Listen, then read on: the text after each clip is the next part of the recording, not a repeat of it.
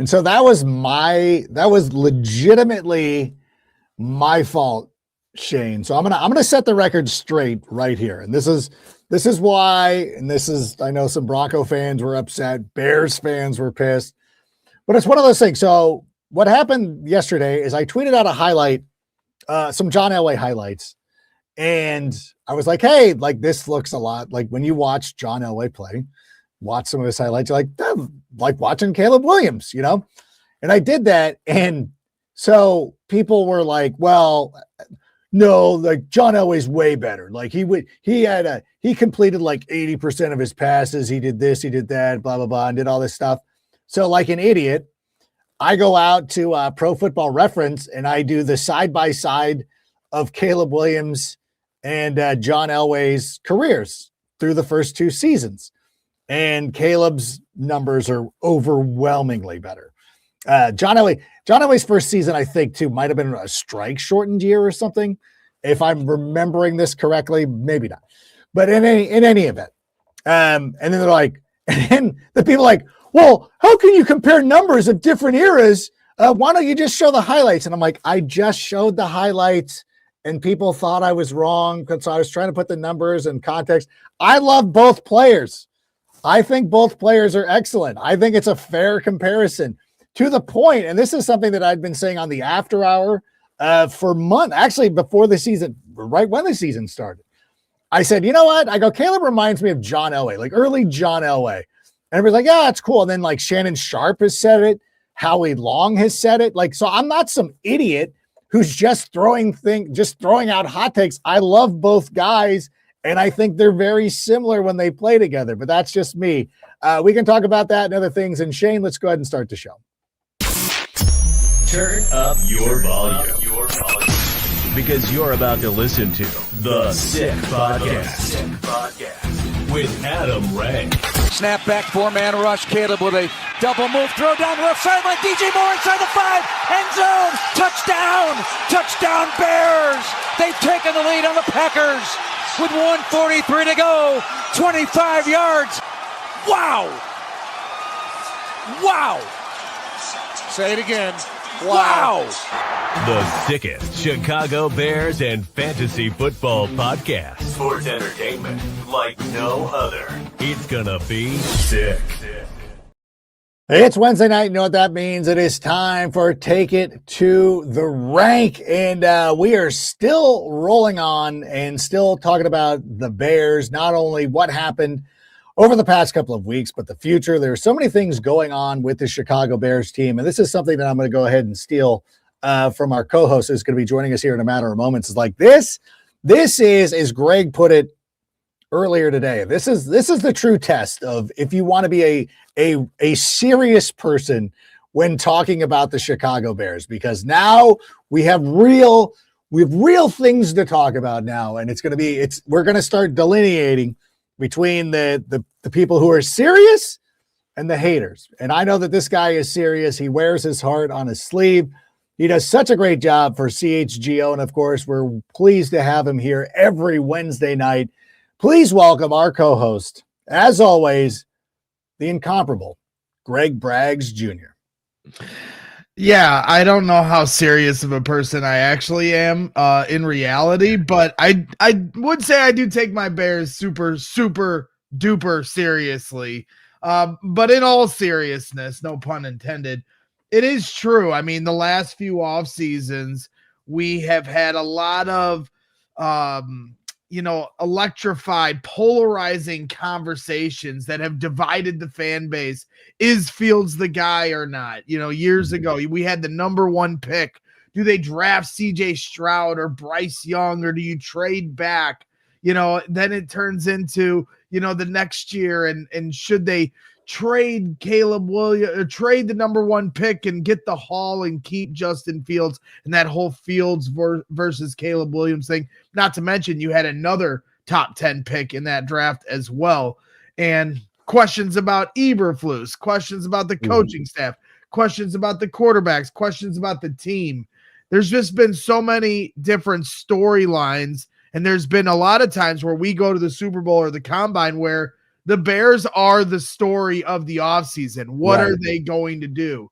And while I'm sure will be some fun things that happen along the way through free agency and the draft, this will be a much more boring offseason, in terms of those polarized conversations. And now it comes down to restructuring contracts, getting the salary cap in a healthier situation, bolstering your depth and finding ways to take where you've taken this 2025 season and go to the next level. And maybe those things won't be as grabby of headlines, but they will be the things that I think can catapult them to hoisting a Lombardi next year, which is ultimately what really matters. And no more of this fake fighting and divisive outrage on social media about, the Bears and it just got out of hand the last few years. So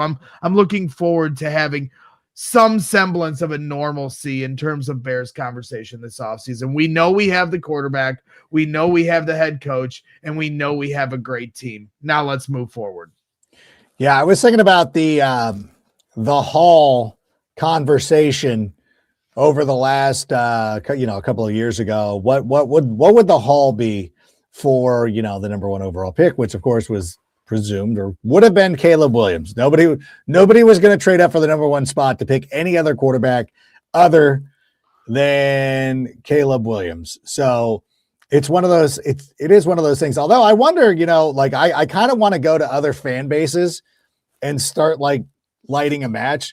Like, hey, Commanders, you've already wasted 2 years of Jaden Daniels. What would the haul be to trade? What could you get in a trade for Jaden Daniels right now? Hey, Bills fans, what could you get in a trade for Josh Allen? Like, what return could Josh Allen be traded this year? What if the Josh Allen to the Raiders for the number one overall pick? Who says no? Like, we can put them into those conversations, start civil wars with some of the other fan bases. Divide and conquer. I like this. This is a good strategy. We should go after it because it's funny now because, and I see it a lot, and I see because I put up a post today about like Arsenal, and it was funny because some Rams fan comes in and says something like, "What happened to the Bears season?" And I'm like, "You guys, the Rams beat us." I go, "But you're a Rams fan, so of course." I'm not shocked that you wouldn't know this because you probably didn't even watch the game last week. And then I realized that was an unfair statement. So I edited it and I'm like, that wasn't fair. Like, congrats to you guys. They really don't get it, Adam, because after the game, they're still like, they've started to finally flounder off of my mentions, but I never responded to them. They really never understood. We don't care about you. We do not care about you. Yeah, really don't. It was a tough loss. You guys were on the winning end, but you could not matter less in our world. It really doesn't matter. And so, do what you got to do against Seattle. See if you can get Matthew Stafford a second ring.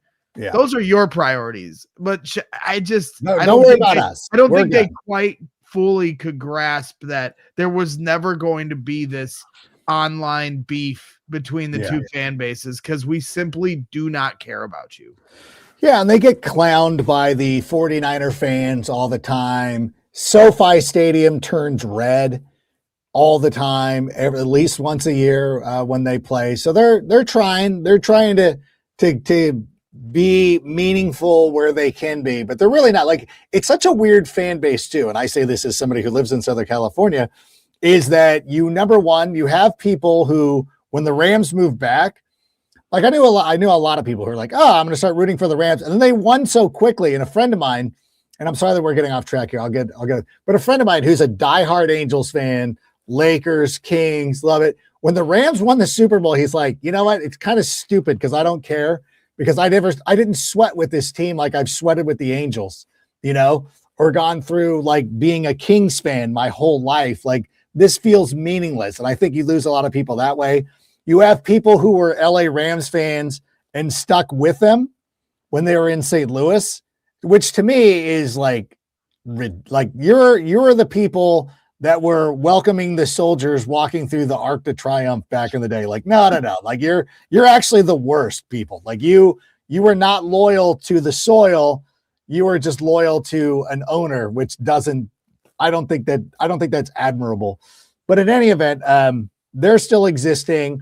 I know the other fan bases are trying to get us to engage, and we're just like, whatever. Like, okay. Like even the Packers fans now who try to talk are like, I don't care. Like, we've won 3 out of our last 4 against you. We eliminated you in the playoffs. There's nothing you can say to me. They are fully trying to now rewrite history. Yeah. Now that the Bears have been eliminated, their biggest fear was staring them in the face that the Bears were going to be playing in the NFC Championship game this weekend. And as soon as that did not happen, now they're like Aaron Nagler and Peter, like they like trying to turn back to the old bait and switch tricks they've been doing the 5 weeks prior to them losing in the playoffs. And it is funny watching them try to rewrite history. The only person that I can say that I'll give a modicum of respect to is Kurt Benkert, the former backup quarterback to the Packers, who said, yeah, it's reasonable to say that the Bears won't be as lucky next year, but they probably won't need it going forward. And that was the best way I think it could be framed about the Bears next year. And so I'll give respect to him. Everybody outside of that is now just trying to play the narrative game, and we're 2 days into the offseason. Like, can you give it a month? Like, so I swear, it's just some people just live for this exhaustive conversation, and I'm just striving for normal football conversation this offseason. So if you're going to try to bring the triggering stuff down to my doorstep this year, you're probably not going to get a response from me. I'm not even going to acknowledge your existence. Yeah. James Jones was also another one who was very much similar to Kurt, where he was just like, this is probably the worst the Bears are going to be for quite some time. And they're only getting better. And it's funny too, because it's kind of like, where when you were a kid, like when you made a switch from like, hey, I was playing with, Matchbox cars or whatever. And then all of a sudden, all I wanted to do was play sports or actual sports. Like my kids are sort of going through that now, where it's like, oh, my daughter used to always like have LOL dolls or whatever. And now she's like, hey, can we go get a mouth guard? So when I play Friday Night Lights, I want to get gloves. And like, she's growing up. She's putting down the childish things and becoming an adult. And similarly, now it feels like we don't really need the Packers anymore. Like we'll be there. Like we don't like them, but like our existence is not, we will survive without you. I think the Packers are now starting to realize they can't survive without us, because the thing that has made them relevant over the last 20 years is us breathing life into that rivalry. Otherwise, you're like the Indianapolis Colts. Like who cares? Who cares about, nobody thinks about the Colts. Like they're not like, nobody cares about them. Like that's a team that's got some history. They had great quarterback play with Peyton Manning and Andrew Luck, but like ultimately nobody thinks about them. And that's the way the Packers could end up being at some point. Like, whatever. Like if we don't care, if we're talking about like playing the Rams in the playoffs or the Seahawks or whomever it is, because remember, it was long ago, but it was like back in the 80s, like it was Rams, or excuse me, not really the Rams, but it was the team that played in Washington. It was the 49ers and the Bears, like, and the Giants. That was the rivalry. It was the divisional, the central rivalry was the central rivalry, but Green Bay, Tampa Bay, Minnesota, Detroit, none of that really mattered, although Dicka really hated Green Bay. Well, and now just as we sit here, I'll share some breaking news here from Adam Schefter, and that is that the Packers want to be the Bears. And according to Adam Schefter here, just a couple moments ago, Packers interviewed defensive backs coach Al Harris today. Figured that was coming. For their defensive coordinator position. And that Al Harris is obviously, for those of you that don't know, he is the Bears defensive backs coach, but also formerly a defensive back for the Green Bay Packers. So it'll be interesting to see if that hire actually takes place. Obviously, Al Harris has a great reputation and certainly is somebody that the players respond to. But how is he as a defensive coordinator? What is his scheme? How's he going to call plays? I think those things are still yet to be determined, but ultimately somebody eventually is going to give him a shot. Would make sense for the Packers to get him, would be a big blow if the Bears were to lose him from that locker room. They just lost Eric Bieniemy here. It became official a little bit ago that the running backs coach is going to return to Kansas City to be their offensive coordinator. And so, yeah, for everybody that's sitting here talking ish, as you like to say, on the Bears and how fraudulent of a season they've had, including Packers fans, well, the teams don't seem to agree with that because they're trying to pluck from the very system that you're calling everything that all their success this season luck. Yeah, it'll be interesting to see how that works out because I believe the Commanders are also looking for a defensive coordinator. If I'm thinking about this correct, and Dan Quinn and Al Harris had a relationship going back to their time in Dallas. I was thinking about this too the other day. I said Al Harris actually strikes me as the kind of guy who would be a good fit for a team like the Steelers, who was always like the Steelers are always one of those teams that they don't necessarily pick the hot, like big name candidate that's like, hey, this is the hottest name in coaching circles. They find somebody like Mike Tomlin, and Mike Tomlin wasn't really like this. He wasn't like Brian Flores, where Brian Flores is one of the most, sought out, like that's a big name in the defensive coordinator world. But they find motivators like Al Harris. So I'm interested to see if he also gets some run as a head coaching candidate someplace. I know it's a leap to go from defensive backs coach, but John Harbaugh was a special teams coordinator when he became the head coach of the Baltimore Ravens. So stranger things have happened. There is a super chat here, Shane. A question about with Stafford or Darnold playing in the Super Bowl, will Caleb be a Pro Bowl alternate quarterback for the NFC? If they were smart, he would be, but I don't think that I've heard one way or the other. I don't know how the voting went. I don't know how close it was. But I feel like the alternates are always a popularity contest. And I remember like David Garrard was a Pro Bowler one year. Snoop Huntley was a Pro Bowler not too long ago. If they were smart, they would make Caleb the alternate. Yeah. Yeah, that'd be great because we'll be down in San Francisco for all of those festivities. And then that means Caleb's definitely going to be in San Francisco. So I'm all for it.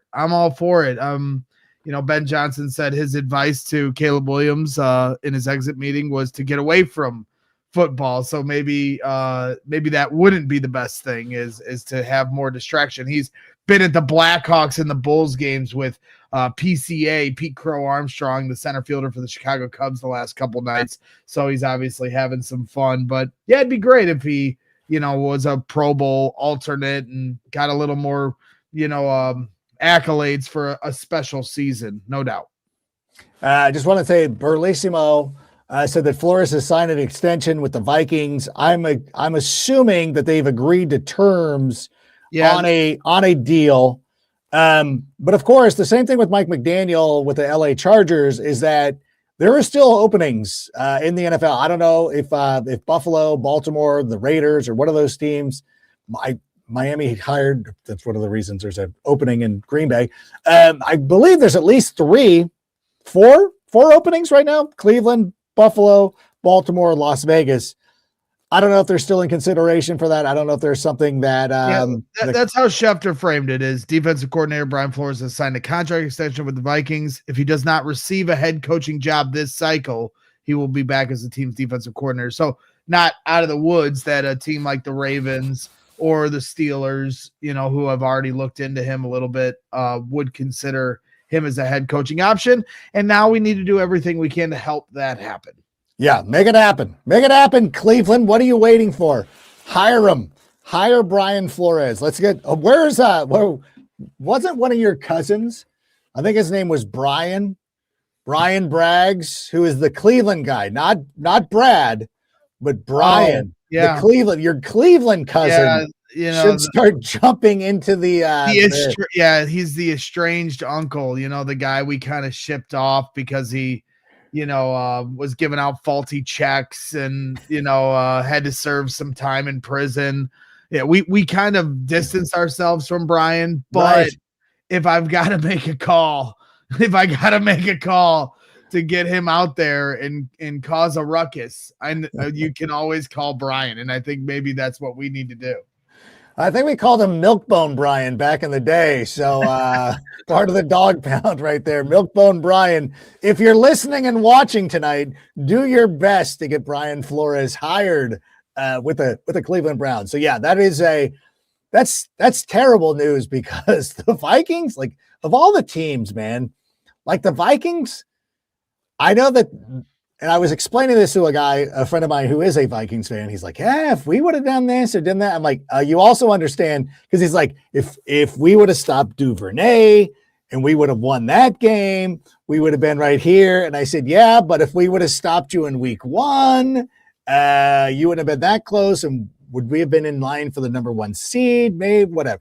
A lot of things could happen. But I think the Minnesota Vikings are closer than a lot of people give them credit for. So if Brian Flores does return, that sucks. We do not want that. I have a lot of respect for the Minnesota Vikings, especially their coaching staff, and Brian Flores and KOC. I don't like that combination at all. Thankfully, JJ McCarthy, not thankfully, I don't want anybody to be hurt, but I think that JJ McCarthy, were he not injured, I think he'd be developing pretty decently. I still think that he's a very talented player. But I do want to talk to you about this, though. When you were talking about perhaps Al Harris leaving, perhaps some of the other coaches will start, as these coaching staffs start to get rounded out and things like that, and people, leave for other jobs and do that kind of stuff. I know it sucks and you're like, oh, we'll miss him. But I think it's part of an overall theme from Ben Johnson. It's like these things are going to happen and there's going to be a lot of starting over. And as a matter of fact, earlier today, Ben Johnson met with the media, and he didn't talk about building from this, but he wanted to talk about starting from scratch. So Shane, if you have that sound, can we run that, please? There is no building off of this. We go back to square one. We're back at the bottom again, and that's really all 32 teams. If you feel otherwise, you're probably missing the big picture. We're back at. We got to start from scratch. We got to start from the fundamentals. A lot of guys talked about how difficult this training camp was. I didn't feel like it was anything out of my ordinary. They know what the expectation is. They know what the process is that we believe in as a coaching staff. And so I think more than anything else, they're going to know what they're getting themselves into. And yet we got to dig a little bit deeper. We got to work a little bit harder. We got to give a little bit more if we want to take this thing over the top. I mean, it's no different. You're trying to lose weight. You're trying to lose 50 pounds. The first 30 is the easiest 30. The last 20, that's the hard part. And so we did a nice job this year, but it's not enough. We got to do more. Was Brian Johnson, or excuse Brian Johnson, was Ben Johnson overweight at some point? That felt like a really personal analogy. As somebody who did lose 50 pounds over their life at one point years ago, when I was a heftier individual. He's absolutely right. That is. But what did you make of those remarks? Because I heard that today and I was like, you know what? I love it. Yeah, I thought his messaging today was really on point. Already called it last season, when referencing the season that just ended 2 days ago. And so he's moving on mentally. And I think, how your messaging is with that is the kind of the first steps of how you move on. And for me, I think, when Ben Johnson talks about like, hey, we're not building on anything, we're starting from scratch. We have to start right back at the bottom of the barrel, just like everybody else. And I think this team really needs to have that mentality hammered home, because we have learned in years past with different teams and failed coaching staffs and players that, they feel like it's all going to roll over. And the earliest, the most recent one we can point to is 2018, and everyone, spending the whole offseason acting like if we're just one kicker away, just one kicker away and we're going to win a Super Bowl. And it ended up being a lot more problems than that they overlooked because of that. And so, I think Ben Johnson's going to approach this the right way, and I think he's already off to a good start in terms of his messaging. And I think he's been on point with his messaging since the day he was hired a year ago to now. And so I think it just gives me belief in how this will carry over for the Bears in 2026. Yeah, and it's one of those things, too, that I think extends to losing somebody like Eric Bieniemy, possibly losing Al Harris. And I think, these things are going to be inevitable. Anytime that you have a successful coaching staff, you're going to lose some guys, but ultimately it's Ben Johnson. As long as we still have Ben Johnson, I feel like everything is going to be okay. When you think about this too, look at what's happening with the New York Jets with Aaron Glenn. And Tanner Engstrom was somebody that we kind of wanted, like, oh, it would have been great if Tanner Engstrom would have been able to join the staff, but he went to New York and he was thought of as like, oh, he's going to be this great head coaching candidate if he can go out there and work his magic. And it didn't work out.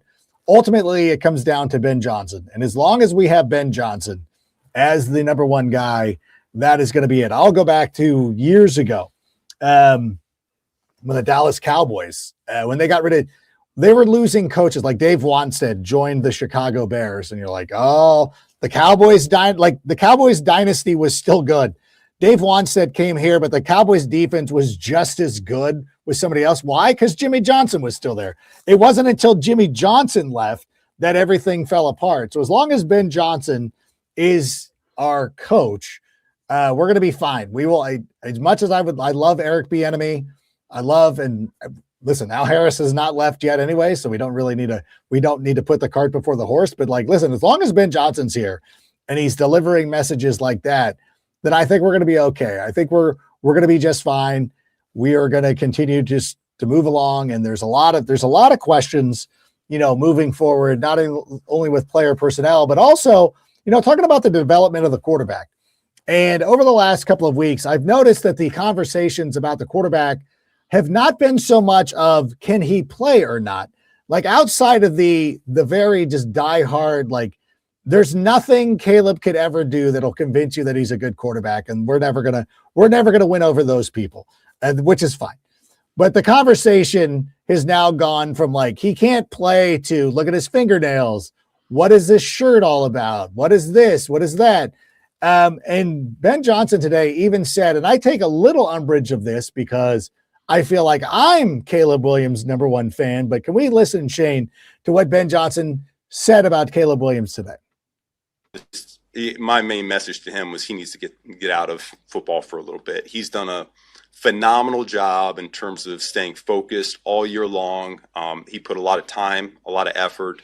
I thought he grew up as a professional. I thought his communication to the coaching staff grew. I thought his communication to his teammates grew. But we will certainly have a number of points of emphasis that he can dive into when he comes back this springtime. But it's important for really all of us, coaches, players, support. We get away for a little bit. We hit the reset button. I think everyone needs that here at this point. The things that we highlighted for Caleb to start the season, I did think they improved as the season went along. We revamped the footwork a little bit last spring, and I think the comfort level grew from that. He certainly got more comfortable with the concepts that we were running over the course of the season. That's something that we can build upon, and yet there's still a lot more that we can push through in that regard. And so I'm really encouraged about the steps he took this year. I'm Caleb Williams' number one believer. I have a lot of faith in him, what he's capable of doing, and the player that he's still striving to become. Do you feel offended that he's trying to take your mantle as the number one Caleb believer? How dare he? No, I want him to hold that mantle. That is a big deal for your coach who holds no punches to give that big of a sign off on the quarterback after 1 year with him. I mean, he also in that press conference talked about hey, we need to catch the ball better next year. So right. He had a shot right across the bow at the receivers, not so much for the quarterback in Caleb Williams. So I think that speaks to where he's isolating some of the biggest rooms of improvement on offense. And while there will be rival fans that'll tell you it's on the quarterback and point to completion percentages, and the head coach is telling you, no, he's just fine. We got to hold on to the football a little better, right? And that's not to say there aren't things that he needs to get cleaned up, but I think Caleb has earned the trust of his head coach here over the last year that he's going to work on those things. And now it's time for everybody to kind of follow suit and clean some things up. But at the end of the day, I just don't I don't see any reason why you shouldn't believe that they are going to take a big step forward. We're talking about an offense that had the most explosive plays in football in all of the NFL, of every team. And yet they were outscored through quarters 1 through 3.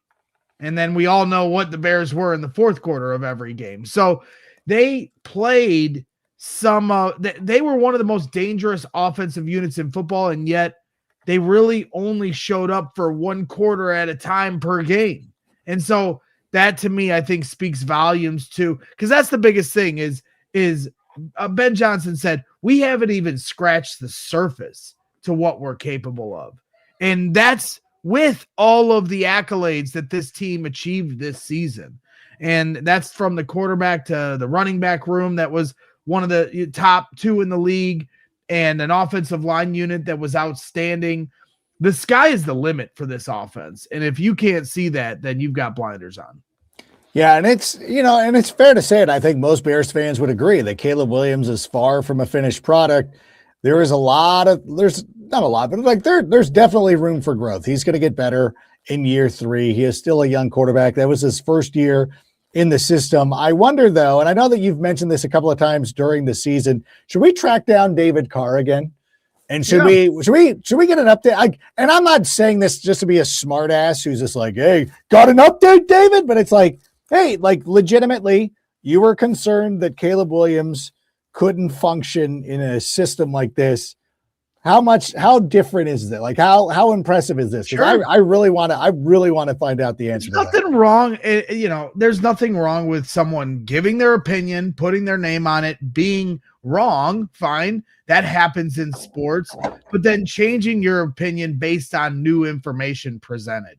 And I think we've, as a sports society, have kind of boxed people in a corner that have to stand 10 toes down on every take they have and aren't allowed to change their opinion based off of new information presented. And I don't subscribe to that bully technique as long as people can acknowledge, like, hey, I got things wrong, right? I mean, that's sports. You're going to get things wrong. And so I'm sure I would love to hear his perspective personally, because when anybody that could do the I told you so over the last 2 years of the greatness of Caleb Williams, that's great. But let's hear from somebody that came from it from a different perspective and had a critical eye towards things, and then see what their discussion points are and what their viewpoint is after a season like we've seen with Ben Johnson. I think that kind of perspective is something that should be valued, because it might offer you, a different lens to what's going on.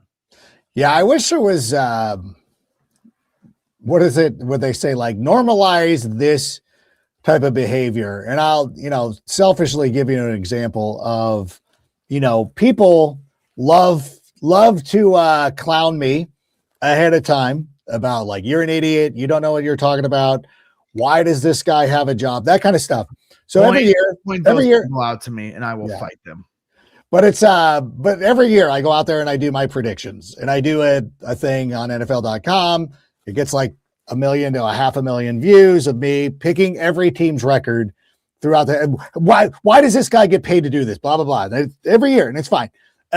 This season on the NFC side, the AFC was not quite this good, but on the NFC side, I went 7 for 7 on the playoff teams. I got all 4 division winners correct. I had Philadelphia as the number 1 seed. So if you want to start nitpicking, I had the Bears as the 2 seed, but I had Philadelphia at number 1, Bears winning the division, Seattle winning the division, Carolina winning the division, the Packers, Rams, and 49ers.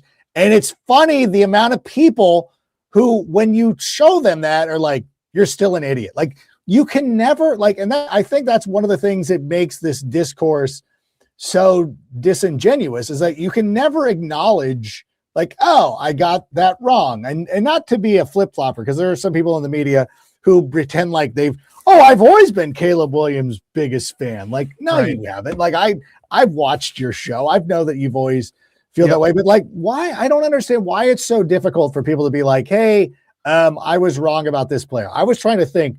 I think I wasn't as bullish on. To me, that I think the answer is, and not to get too hoity-toity on it, but I do think that sports content creators lack integrity, whether that's national, Right. local, people that are on, platforms where they're being paid for it or they're not. Because to me, the information's moving so quickly, the takes are flying so fast that people have realized that they don't really have to own up to any take they have. They just move on to the next take. And in the era of TikTok and Instagram and the 30-second reels that people only watch for 5 seconds and well, Yeah. who cares what I said 10 minutes ago? Because now I have a new take.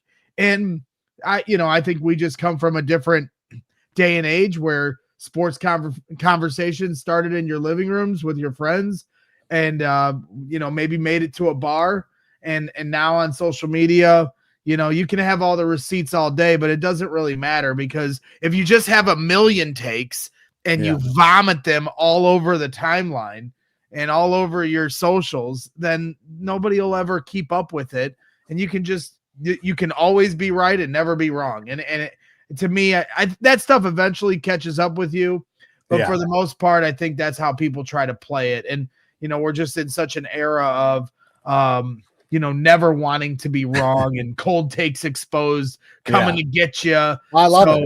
Yeah. A lot of hedging going on, a lot of that's just kind of how it works nowadays. And it's disappointing because, as you said, I thought the word was exactly how it is. It's disingenuous, and it's not really the kind of content that I personally look for. Yeah. Because they'll also be like, well, you said the Steelers weren't going to make the playoffs. You're like, yeah, I know. Like that's very true. I was not very excited about the Steelers. They exceeded my expectations. Like, it's fair. It's fair to say that. Like, you can do that, but like they can never I would take that better if you would still acknowledge, like, hey, like, really nice show. Like it was even funny too, because like somebody was like, well, on your fantasy show, like, I've noticed that you're the worst one. I'm like, what's funny is, like, we keep track of that. We keep stats on that. And like, I did this segment called Take It to the Rank, which was my, for lack of a better term, I guess this is sort of safe to say here, but you're sort of making prop bet picks of like, somebody's going to rush for more than 54 yards. Somebody's not. We were over, because the research department helped me with it. We were over 60%, which according to gamblers is pretty good. And we used to do this thing. We used to pick every week, like, name one person who is going to score a touchdown, which I think they refer to it as anytime touchdowns. We were 14 out of 15. We got so good at it, we started doing what I believe they call parlays, where you're like, Puka Nacua and Devontae Adams will score this week, or just stuff like that. I'm like, and according to the people who know stuff like this, they're like, calling out that stuff, like, getting one of those correct is like getting 3 correct because of the way that the odds work, whatever it was. But again, like, people just like to throw out stuff without even thinking, like, whatever, like, you're always wrong. Like, I'm sure there was something, because I will go back. I go back every week for the fantasy shows, and I'll look at stuff and be like, oh my God, like Colby Parkinson, the last time Seattle and the Rams played, I'm like, Colby Parkinson's going to have a great game. And the reason why was because, Seattle's bad against tight ends. The Rams feature their tight ends. Colby Parkinson had like 6 targets, caught 2 of them. He had a bad game. And you're like, yeah, I got to wear that. Like, there's nothing wrong with wearing it as long as you're transparent. You're like, this is why I felt this way. This is why I felt the Steelers weren't going to make the playoffs, because I didn't think that Aaron Rodgers was going to be very good. I thought that DK Metcalf's not the guy that they think he is. Right. Incorrect. It's fine. And I think David Carr would do, but I would love to get David Carr's perspective moving forward of what he feels about Caleb Williams, and we can do that. But, by the way, want to let everybody know too, if you're looking for a place to watch the playoffs this weekend, might I remind you, you should be heading out to Twisted Shamrock, the place to be for Chicago sports. Whether you're a fan of the Bears, Bulls, Cubs, White Sox, Blackhawks, Sky, or Fire, you need to be watching games at Twisted Shamrock. They've got monster TVs in the private party room, the main bar, and outside in their stellar patio, of course, weather dependent. Swing by Twisted Shamrock, where Chicago sports come together. And if you're looking for the greatest old fashioned this side of the Mississippi River, you're going to be wanting to hit up Twisted Shamrock. And for those of you who want a meal on the go, I want to remind you that first-time users at Huel will get 15% off their initial order by using the code SickBears at Huel.com/SickBears. If you want to go out there, get any one of their meal replacement items, whether it's the pre-made shakes, protein powder, they've got bars, they've got all sorts of cool stuff. Your first order is going to be 15% off by going to Huel.com/SickBears. Fuel your best performance with Huel today. And I did today. I didn't want to go to the donut shop, and I made my own shake and feel pretty good about it. But speaking of shaking things up, there's a lot of people who want to shake up the Bears wide receiver room. And of course, now that people have time on their hands, they're trying to fantasy book trades for guys who are under contract. The biggest name, of course, being DJ Moore. And Greg, I'm interested to get your perspective on DJ Moore. Let's start off with this. Do you think the Bears should be actively seeking to move on from DJ Moore? I think it's something they'll have to consider just based off of their salary cap situation and who they'll have to pay here going forward. And if you're trying to play a little bit of chess here over the next couple of years, it's something that has to be looked into. That being said, a trade takes two to tango, and he makes a lot of money, and it's very unlikely with the production drop that he had this year where, you know, yes, he led the team in touchdowns, but he shared that title with two other players, Rome Odunze, Colston Loveland, and DJ Moore all led the team with 6 touchdowns, right? Not exactly like a premier year by, you know, most number one wide receivers standards. And maybe a Ben Johnson offense doesn't need a wide receiver one, right? It's the system more than anything. But that being said, then, you know, it makes me laugh listening to Bears fans say, oh, DJ's been bad this year. We need to get rid of him. We need to trade him for Max Crosby. Well, he's either good enough to be part of a trade that gets you Max Crosby, or he's not good enough, and the Raiders would not be interested. So it's one or the other. You're kind of talking out of both sides of your mouth there. So ultimately, I think because of the price tag that DJ Moore has, I think he's going to be in your wide receiver room next year, and that's not a bad thing. Right. DJ Moore is a talented player. Has he had chemistry issues at times with Caleb Williams? Are they always on the same page? No.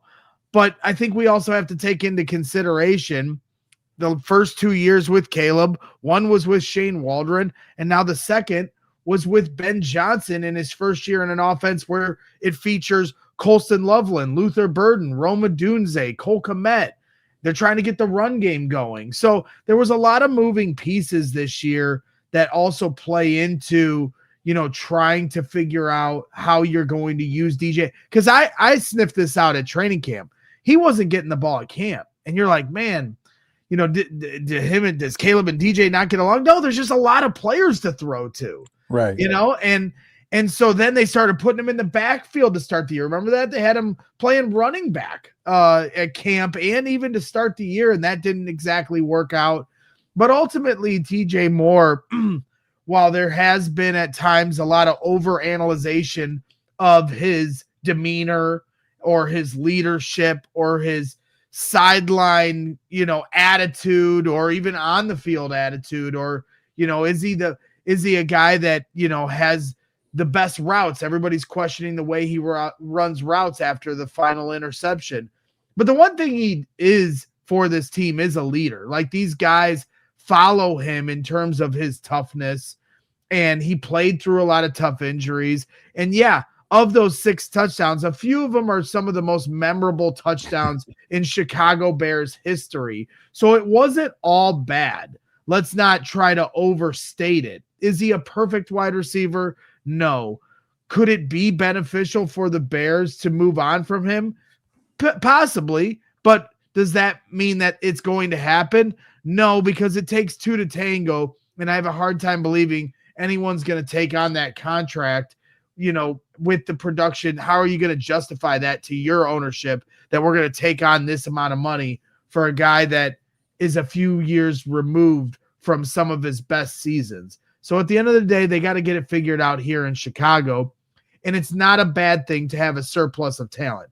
That being said, when we go into next year, there isn't going to be many questions going into camp of how the pecking order falls with this team. And that's all due respect to DJ as well, because Ben doesn't care about how much money anyone on the team makes. It's about who's going to get the most out of this offense. And you saw the uptick in Colston Loveland and Luther Burden as the season progressed. And Roma Dunze was hurt throughout that. And prior to him getting hurt, he was their featured wide receiver that was scoring a touchdown seemingly every week and had that chemistry with Caleb Williams. So I do think DJ Moore will be here next year, but I do think his role is going to start having to fall back a little bit to some of these younger players that have shown they're going to make plays in this offense.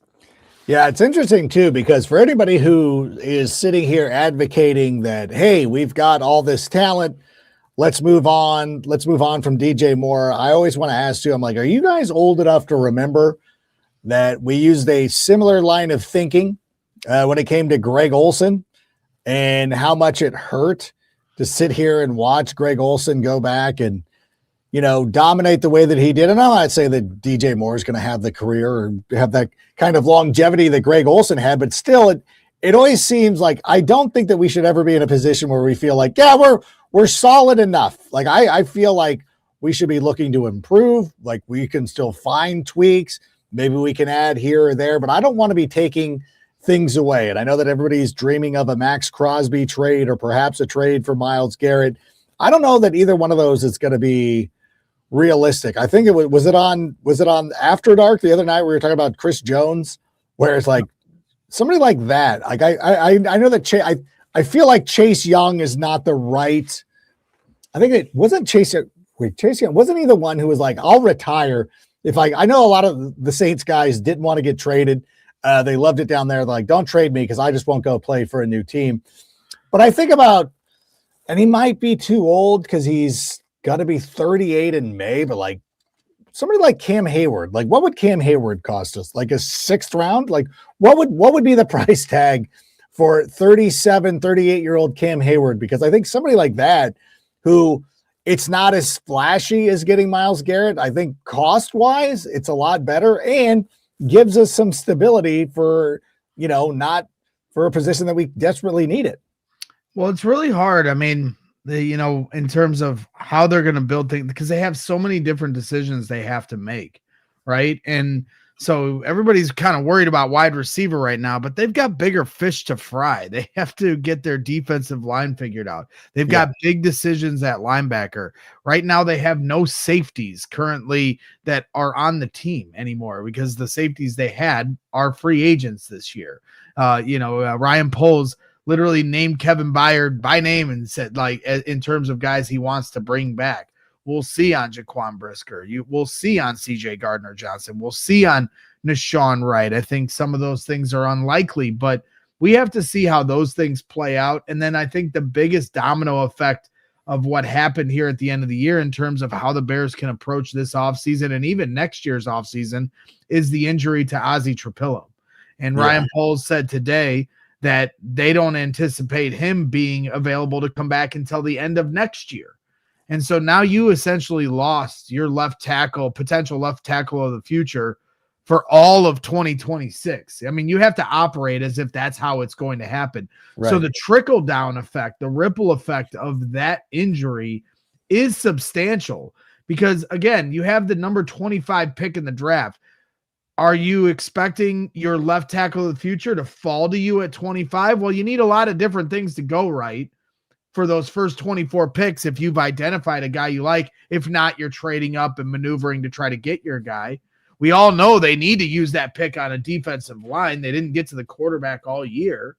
So then how do you approach free agency? You're talking about Cam Hayward. I was talking about earlier today, like they're going to have to consider signing a veteran left tackle on a 1 or 2 year deal for the same reasons you're mentioning, because whoever they get at the back end of the first round or in the second or third, maybe guys that have to be developed. You cannot say for sure that they're going to be ready to be day one contributors. We saw it this year. It took Colston Loveland and Luther Burden half a year to become solid contributors. Same with Ozzie Trapillo. Shamar Turner is still developing. Kyle Monunga is probably the only guy that was like in there right away and had some semblance of a factor. So, that doesn't happen for 7th round picks very often. They struck gold with Kyle Monunga. So, like I said, the ripple effect of that injury and how they approach things here this offseason is certainly going to be interesting. So, when you talk about DJ Moore, or this wide receiver room and how they're going to do things, I right now, I think we got to shelf that and worry about the task at hand. And the idea that you're going to trade DJ Moore for a defensive lineman, I just don't think is realistic, because who out there is banging down the door to get a wide receiver that had under 700 yards receiving for the price tag that he has? That's the point I keep trying to make. So, accept the fact that you have a really good wide receiver room, roll that into next year, and worry about the rest of the problems on your roster. Yeah, and I think as far as the salary cap goes, there's going to be ways to be creative with it. If they want to go out there and make a couple of moves to make sure, or, moving around the bonus and all that stuff, there's some maneuverability they can make themselves. But ultimately, the price to trade him is going to be too astronomical. And I think that people will look at, drafting somebody or doing, other ways. I think it just takes it, because somebody I think it was Ben Devine who was like, Buffalo should call on DJ Moore. And I'm like, first of all, he's not a free agent. I know you're not insinuating that he was, but it's like, you're not, if you're the Bills, like, do you want to spend $35 million on a wide receiver? Like, when you have Keon Cole? No, but it's like, why wouldn't you draft a guy instead? I know that your track record hasn't been great when it comes to drafting guys, but at the same time, you're giving up too much capital for a cap hit that's just not going to work out. And I think when they signed DJ Moore to a long-term deal, they did it under this guise of like, look, we know that Roma Dunze is going to come in here and probably take a bigger role and maybe eventually end up being the number one wide receiver. But with DJ already being paid, he's not going to have resentment for that. Because a lot of times, like, if DJ Moore was on the final year of a deal when he has, 700 receiving yards, less than 10 touchdowns, you're like, you guys are screwing me because you're hurting my ability to go out there and make money, because they're going to look at these numbers and hold it against me. That stuff, that was, again, people didn't talk about this enough outside of this show, where I'm like, the brilliance of locking up DJ early was the fact that we can now spread the ball around and not have to worry about him being a malcontent. I think that, the fact that he's the Bears representative for the Walter Payton Man of the Year award signifies what he's thought of in this locker room and in this community. Absolutely. Like, he's not, I would be shocked. And I know it's an easy thing. He would not be shocked. I don't even want to know, because I don't want it to be out there. I could see them. Now, I'm not even going to say it, because I don't want to turn this into the. I'll say this much about DJ Moore, and I've fallen victim to this as well, because I'm a big, I think everybody knows I wear my heart on my sleeve. You guys, anybody that watches this show or watches any, program that I'm a part of, or if you're at a tailgate with me, my emotions are readily available to you. You see how I feel, and DJ just is not like that. And so for people that are like me, that does not make sense. It's hard for me to compute a guy that, there's a video when Cole Kmet scores the the game tying touchdown at the end of regulation against the Rams. And there's a video from the stands where DJ's on the other side of the field, and there's like no emotion from him. And I can't understand that. Like, that's not but like, what it turns into is this narrative about him that I think is misconstrued. And I do think it is overstated at times, his attitude, or who he gets along with in the locker room, or his leadership. And I think the players in that locker room would tell a different story than the framing that fans, or even I at times, have said about him. And so that, I think that's just being real to it.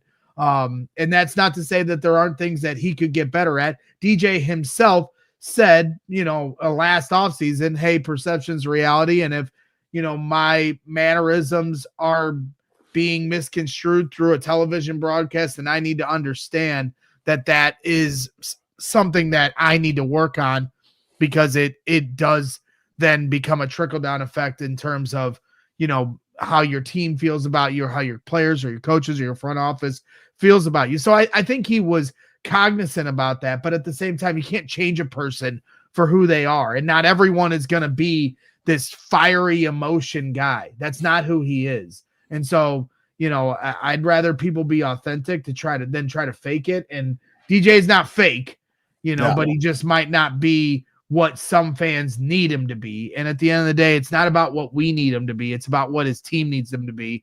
And the coaches today, and Ryan Poles said he's one of the toughest leaders on this team, and they follow his lead in that regard. And so unless you think Ben Johnson is lying, we gotta follow these guys in what they're saying. Yeah, it'll be one of those things that, if a player does leave, and this is the first season where where Ben Johnson has played with these guys through a season. And if he really had a player like Brian in Cleveland, Milkbone Brian, who he didn't care for, who might be popular with the fans, and you're like, oh, so-and-so got traded. You're like, well, okay, well, there was more to that than met the eye. So there is always, because we're not in the locker room every day and we don't know firsthand what goes on. So listen, I'm going to trust the coaches here. And if DJ Moore, my best guess, my conjecture is that he returns. And if he doesn't, then I will pretend I never said this, because I'll be a regular internet person. Go on to the next take. I always said he was a bet. No, I would wear that and I would just acknowledge it, but I'll just have to wait and see, because who knows who it is. It could be player X or player Y, where you're like, oh God, they didn't like him. Like, okay, I didn't see that coming, but it could be a thing. But real quick, another one of the guys, and you mentioned him before, between Kevin Byard and Jaquan Brisker, I know you don't want to get into the Sophie's choice. To me, Kevin feels like we need him. And I love Jaquan Brisker as a person. I don't know how much the team feels about him, but I feel like if there was one who was going to end up staying, it would probably be Kevin Byard, although I hope they're both back, but still. How do you feel about the safety position? What do you think the Bears do there? Well, I'm happy for Brisker that he was able to prove that he could go through a whole season healthy. That was going to be his biggest question when his name starts to jump into the market, and how he was going to be able to get top dollar for his play, was if he was able to finish a whole year. And, we saw that with Tevin Jenkins the year prior, a guy that has talent, but if you can't stay on the field, you're going to be hard pressed to convince a team to pay you big money, even if you do play at a premium position. So Jaquan Brisker was able to play 19 straight games this season, the first time in his career where he didn't sustain any concussions. And that was a big problem with, his career and something he's had to deal with. And so he didn't have to deal with that this year. So I do think he's going to have an opportunity to get some money. Now, when you look at the Bears and understand that this is a business, while he did play two of his best games of his career in these two playoff games, and that might make you hesitate on the decision that I ultimately think they'll have to make, but I think you'll have to move on from Jaquan Brisker personally. And I think you need to look into the draft potentially to take a young player, because ultimately this defense, while certainly generated a lot of takeaways, and I thought that was certainly impressive considering how many the lack of pass rush they had. They really lack speed on defense, right? And they, teams like the Packers were able to isolate man-to-man coverage and find mismatches and hunt, certain guys on the team. And obviously Kyler Gordon's return at the end of the year, you saw in the playoffs what kind of an impact he has. But I think Kyler and Jaquan kind of do a similar role in what Dennis Allen's trying to do. And Kevin Byard's your center fielder. So I think Kevin Byard's the guy you need to prioritize first. And then I think you need to look at some more speed with that other safety spot, because they can't be caught in a situation where defenses are able to kind of just pick their poison across the board with these DBs, whether it's secondary corners or safeties or otherwise, and say we're going to isolate some one-on-one mismatches and burn them, down the field. We saw that too much in the second half of the season. Yeah, a lot of decisions are going to be facing the Bears over the next couple of weeks as we move in through the new season, as Ben Johnson put it today, and we'll be able to cover more of that as the days go on. But for right now, we're going to call it here in an hour. Thanks to everybody for being here. We do see everybody. We do. I know that we didn't get to a lot of questions here today, but we do acknowledge everybody who's been breaking the news with Flores back to the Vikings. Still keep an eye on that because, as we said earlier, because Brian Flores is still a candidate for some of the open head coaching positions. We know that Al Harris is looking at the Green Bay Packers, but also could be looking. And by the way, I know I saw this too. If Al Harris goes to the Packers as the defensive coordinator, do not call him a traitor. Like he played in Green Bay. If he gets an opportunity to get promoted, he needs to go out there and take it. We can't hold that against him, and we'll thank him. And he's also a traitor. Stop it, you. Don't do that. This isn't Detroit. Come on. He's going to give away our secrets. He's not going to give away anything. He's going to be fine.